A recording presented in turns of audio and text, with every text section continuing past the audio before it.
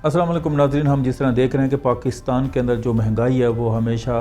की तरह बढ़ती जा रही है और जो हमारी निगरान हुकूमत है या जो हमारी आने वाली हुकूमत है जो नवाज़ शरीफ को वज़ीर-ए-आज़म के तौर के ऊपर जो हमारी इस्टेब्लिशमेंट है लेकर आई है और जिस तरह उनको हमने देखा और आपने भी देखा कि उनको किस तरह प्रोटोकॉल दिया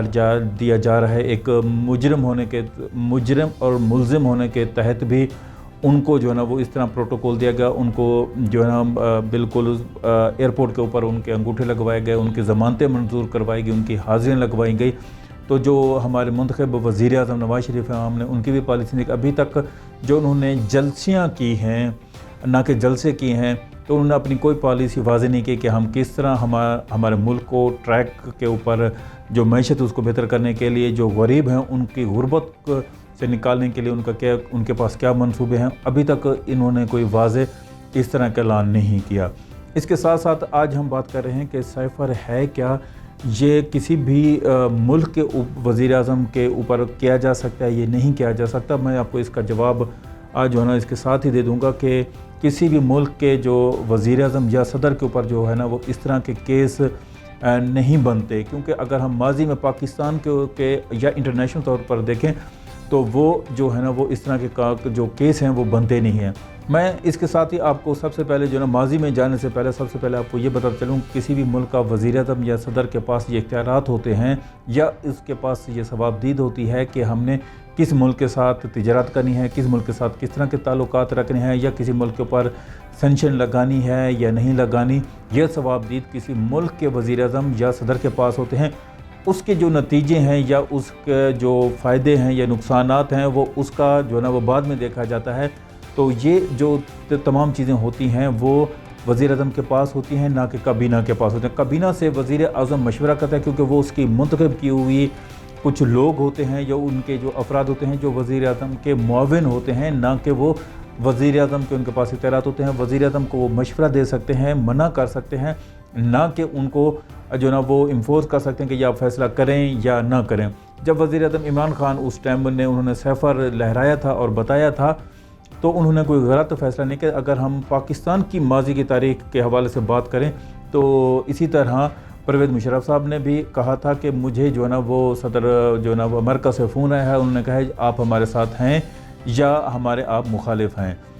उसके 9/11 की मैं बात करूं, उसके साथ साथ अगर हम परवेज़ नवाज़ शरीफ की बात करें, नवाज़ शरीफ ने कहा था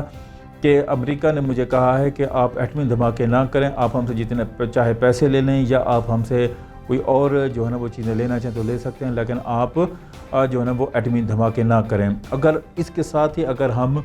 नवाज़ शरीफ की दौर हुकूमत को देखें, 2013 से लेकर 18 तक देखें, तो उसके अंदर भी बहुत सारे ऐसे इशू बने थे और ऐसे डाउन लीक्स, इसमें सबसे बड़ी जो है ना वो एक ख़बर लीक हुई थी, तो जिसमें जो है ना वो मुल्की हालात भी ख़राब हुए थे और मुल्क के ऊपर पाबंदियाँ भी लगने जा रही थीं। तो इसी तरह के उस टाइम के ऊपर जो है ना वो वज़ीर-ए-आज़म जो है ना नवाज़ शरीफ के ऊपर या परवेज़ मुशर्रफ के ऊपर केस क्यों नहीं बनाया गया। अगर ये इस तरह के केस जो है ना वो अगर बन सकते हैं तो फिर परवेज़ मुशर्रफ के ऊपर भी होने चाहिए, नवाज़ शरीफ के ऊपर होने चाहिए। तो ये केस जो है ना वो बेसिकली बनते नहीं हैं, ये बेसिकली बनाए गए हैं ताकि इमरान खान को जो है ना वो जेल के अंदर रखा जाए। अगर वो जेल में रहेंगे तो वो जो है ना वो ठीक रहेंगे, अगर वो बाहर आ गए तो हुकूमत साहब ज़रा उनकी बनेगी। इसके साथ साथ जो जेल ट्रायल के मैं आपको इसके साथ बताऊंगा कि कानूनी तकाज़े क्या होते हैं। क्या कोई भी जो है ना काबीना उनको डायरेक्ट किसी भी जो है ना किसी भी मुल्ज़िम को ऊपर ये ट्रायल जो उसका जो कानून जो उसके ऊपर केस चल रहा होता है वो उस जेल के अंदर या किसी मखसूस जगह के ऊपर कर सकता है या नहीं कर सकता, ये बेसिकली नहीं हो सकता। क्योंकि कानूनी तकाज़े ये हैं कि सबसे पहले कोई भी केस किसी भी अदालत में चला तो जो उसका प्रेसिडिंग ऑफिसर होता है वो इसके ऊपर अमल दरामद करवाता है। वो एक ख़त लिखता है, ministry of law and justice होती है, उसको ख़त लिखता है, उनको बताता है कि ये हमें केस जो है वो इस जगह पे जो है ना वो चल रहा है, उससे हमें ये पेचीदगियाँ पेश हो रही हैं, हम उस मुजरिम जो मुल्ज़िम होता है उसको ऊपर जो है ना वो केस हम जेल के अंदर ट्रायल करेंगे। तो उसके लिए हमें जो है ना वो हमने वफाकी काबीना के लोग उन्होंने हमें इजाज़त दे दी है, बल्कि उसमें वो मना या इजाज़त कर सकते हैं, लेकिन डायरेक्ट पहले नहीं बता सकते कि आप उसका ट्रायल जाके शुरू कर दें। उसके लिए फिर उसके बाद वो वफाकी काबीना जो है ना वो वज़ीर का लॉ एंड जस्टिस मिनिस्ट्री को लिखती है। वो फिर उसके बाद वो ख़त जो मतलूबा जगह होती है, जेल हो गई या कोई, अगर हम जेल के अलावा जो कुछ और मकामात भी कर सकते हैं। माजी में हमने देखा था जिस तरह परवेज़ मुशर्रफ का जो केस था वो पहले नेशनल लाइब्रेरी चला था, उसके बाद वही केस जो है ना वो शरीयत कोर्ट में चला था। इसी तरह वो जब ख़त आ जाता है तो चीफ प्रेसिडेंट ऑफिसर के पास, वो फिर अदालत को देता है कि ये चीज़ें जो मतलूबा जगह होती है उसको बताता है कि यार हम ये केस करना चाह रहे हैं, तो आप इसके इंतज़ाम करें। वो इंतज़ाम जब मुकम्मल हो जाते हैं फिर वो जो है ना हाई कोर्ट किसी भी जगह का जो यानी कि किसी सूबे का हो या वफाक का हो, उसको वो ख़त लिखता है, बल्कि वो खुद भी पेश हो सकता है। वो कहता है कि ये केस है, हम उसको जेल के अंदर ट्रायल करना चाह रहे हैं, तो उसके ऊपर आप हमें एडवाइस करें। वो फिर जो है ना वो जज अपॉइंट करता है, यानी कि सबसे कम से कम जो है ना वो मजिस्ट्रेट हो सकता है या फिर उससे ऊपर कोई भी एडिशनल जज कोई भी उसके ऊपर कर सकता है, लेकिन मजिस्ट्रेट से कम जो है जज नहीं हो सकता। तो इसी तरह ये कानूनी तकाज़े थे, जबकि जल्दबाजी में जो वफाकी काबीना से गलती हुई कि उन्होंने उनको कह दिया कि जी आप ट्रायल शुरू करें, जिसकी वजह से ये ट्रायल रुका। अब फिर जो है ना वो आज जो है ना वो हमने देखा है कि वफाकी जो हमारी लॉ एंड जस्टिस मिनिस्ट्री, उन्होंने कहा कि जी हम कुछ कानूनी पेचीदगियाँ वज़ीर आज़म इमरान, जो साबिक़ हमारे वज़ीर आज़म इमरान खान हैं, तो उनके जो है ना वो उनको सिक्योरिटी थ्रेट है, जिसकी वजह से हम उनका केस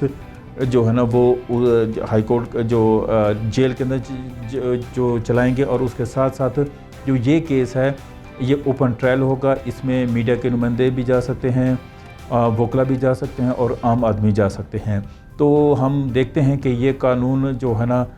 ये जो चीज़ें हैं किस तरह अमल दरामद होती हैं या नहीं होती। अगले व्लॉग में हम आपको बताएंगे कि जो कोर्ट मार्शल लॉ है वो कब से लागू हुआ, किस जनरल ने बनाया और इसके अंदर जो उस वक्त के जो चीफ जस्टिस हैं किसने उनको मावनत की। उसके बाद जो हमारी अदालतें हैं वो फ़ौज के अंडर चली गई, वो फ़ौज की जो ना घुटने टेक कर उनके आगे बैठ गई। तो एक वो बताएंगे, उसके साथ साथ हम आपको बताएंगे कि आर्टिकल 19 और 19A क्या है। और आजकल मैं बताता चलूँ कि जो केसेस हो रहे हैं वो आर्टिकल 19 और 19A के तहत हो रही हैं। इनमें कौन कौन सी चीज़ें हैं कि जिसके तहत आप जो ना आम लोगों के ऊपर पर्चे किए जाते हैं और उनको उठाया जाता है, बगैर पर्चों के ऊपर हमारी जो है ना एजेंसियाँ उठा लेती हैं, जो हमारे इस्टेब्लिशमेंट के लोग उठाते हैं और उनको जो ना वो गायब किया जाता है। तो वो ये चीज़ें हैं जो मैं इंशाअल्लाह आपको नेक्स्ट व्लॉग में बताऊँगा।